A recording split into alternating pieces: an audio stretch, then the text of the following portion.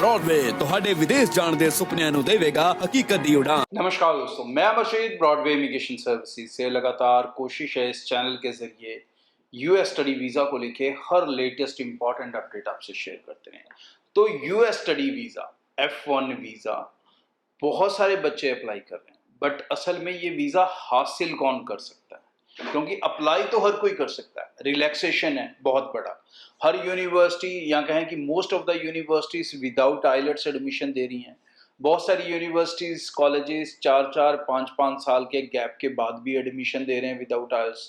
तो इसके बीच में अप्लाई तो हर कोई कर सकता है, बहुत से बच्चे कर सकते हैं। यही हो रहा है मार्केट में, बहुत से एजेंट बहुत से बच्चों को अप्लाई करवा रहे हैं, लेकिन वीज़ा हासिल जो करने का काम है वो कौन कर सकता है? तो कुछ चीज़ों को ध्यान रखें।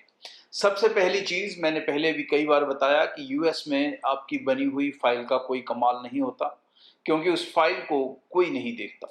वीज़ा आपको आपकी इंटरव्यू के बेस पे मिलेगा।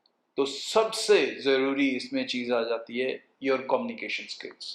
अगर कम्युनिकेशन स्किल्स आपके हैं तो ही आप अपने आप को प्रेजेंट कर सकेंगे।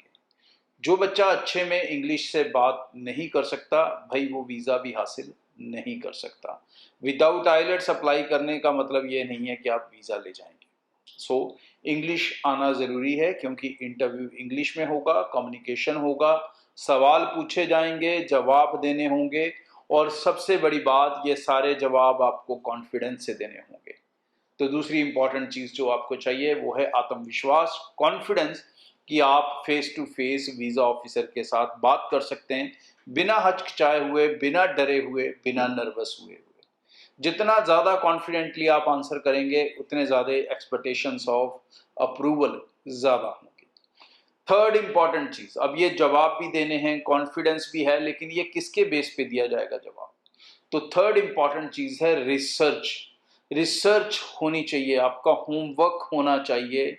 इंटरव्यू में जाने से पहले होमवर्क किस तरह का है? होमवर्क की बात ये नहीं है कि आपने इंटरव्यू की ट्रेनिंग करनी है, वो अलग चीज़ है, भाई करते रहो, एजेंट करवाएगा, हम भी करवाते हैं, हमारी जॉब है। लेकिन रिसर्च होनी चाहिए। आप किसी पर्टिकुलर यूनिवर्सिटी में जा रहे हैं तो उसी पर्टिकुलर यूनिवर्सिटी में क्यों जा रहे हैं? अगर आप जिस कोर्स में जा रहे हैं तो आप पर्टिकुलरली उसी कोर्स में क्यों जा रहे हैं? इसके ऊपर ना सिर्फ आपके ऊपर क्लैरिटी होनी चाहिए, ना सिर्फ उस यूनिवर्सिटी उस कोर्स का पता होना चाहिए, बट ये भी आपको पता होना चाहिए कि ऐसी ही ऑप्शंस और कौन कौन सी यूनिवर्सिटीज़ में थी जो ऑप्शंस आपने नहीं ली और आपने इस यूनिवर्सिटी को लिया। मतलब आपकी यूनिवर्सिटी क्यों बेहतर है दूसरी यूनिवर्सिटीज़ के मुकाबले, ये भी आपको बहुत क्लियरली नोटिफाइड होना चाहिए, पता होना चाहिए, और उसकी एक स्टोरी होनी चाहिए। आपने यूएस पढ़ने की क्यों सोची, आपने कोई और कंट्री क्यों चूज नहीं की, आपने इंडिया क्यों नहीं सिलेक्ट किया, इसके ऊपर भी आपका एक स्ट्रॉन्ग आंसर होना चाहिए। आप जो कोर्स करने जा रहे हैं उस कोर्स के फ्यूचर प्रोस्पेक्टिव्स क्या हैं और आपके फ्यूचर प्लान्स क्या हैं, और वो कैसे उनको पूरा करने में आपकी हेल्प करता है, इसके ऊपर भी आपके आंसर्स होने चाहिए। ये डिपेंड करेगा अब आप कैसी ट्रेड्स के लिए अप्लाई कर रहे हैं, कैसे कोर्सेज के लिए अप्लाई कर रहे हैं। एक बड़ी बात आ जाती है, क्या आर्ट्स वाले स्टूडेंट्स वीज़ा ले सकते हैं? क्या कॉमर्स वाले स्टूडेंट्स वीज़ा सक्सेस रेट ले सकते हैं?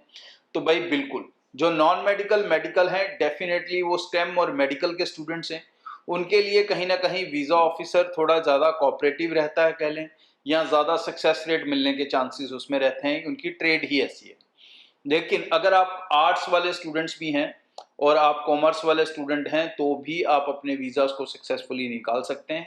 Only thing that you have to be more specific. अगर आप कॉमर्स के स्टूडेंट हैं तो बिजनेस के बहुत सारे कोर्सेज हैं जो आप ले सकते हैं, लेकिन अगर आप आर्ट्स के स्टूडेंट हैं तो आपके लिए ऑप्शंस थोड़ी डिफरेंट हो जाती हैं। अगर तो आपने इकोनॉमिक्स पढ़ी है, साइकोलॉजी पढ़ी है, सोशोलॉजी पढ़ी है, तो इन सब को लेके आपको बैचलर डिग्री प्रोग्राम्स काफ़ी हद तक मिल जाएंगे। लेकिन अगर आप ऐसे स्टूडेंट हैं जिसने हिस्ट्री पढ़ी है, पॉलिटिकल साइंस पढ़ी है, तो ऐसे स्टूडेंट्स के लिए जो बेस्ट कोर्सेज रह सकते हैं उसमें जर्नलिज्म भी है, उसमें मास कम्युनिकेशन भी है, उसमें इन्हीं सब्जेक्ट्स के अंदर बहुत सारी यूनिवर्सिटीज़ बैचलर्स प्रोग्राम भी देती हैं हिस्ट्री और पॉलिटिकल साइंस के अंदर। वो गवर्नमेंट यूनिवर्सिटीज़ में होगा, यहाँ पर शायद आपको आइल्स मैंडेटरी भी हो। तो ये इस तरह से आपको वर्कआउट करके चलना है। अब बात आती है कैसे इंस्टीट्यूट, कैसी यूनिवर्सिटीज में अप्लाई करना चाहिए। सबसे पहली कोशिश डेफिनेटली जो है वो पब्लिक यूनिवर्सिटीज की होनी चाहिए अगर आप एलिजिबल हैं। अब बहुत सी पब्लिक यूनिवर्सिटीज ऐसी भी हैं जो विदाउट आइल्स, विदाउट पीटी स्टूडेंट्स को नहीं लेती हैं, या स्टूडेंट्स उनके रिक्वायरमेंट्स को फुलफिल नहीं करते, कई ऐसे स्टूडेंट होते हैं। तो जब आप प्राइवेट यूनिवर्सिटी लेते हो तो दोस्तों आपको बहुत ध्यान रखना है, try to take such universities जिनकी रेपुटेशन स्ट्रॉन्ग हो, जिनके कैंपस मल्टीपल हों, मतलब कई जगह पे कैंपस हों।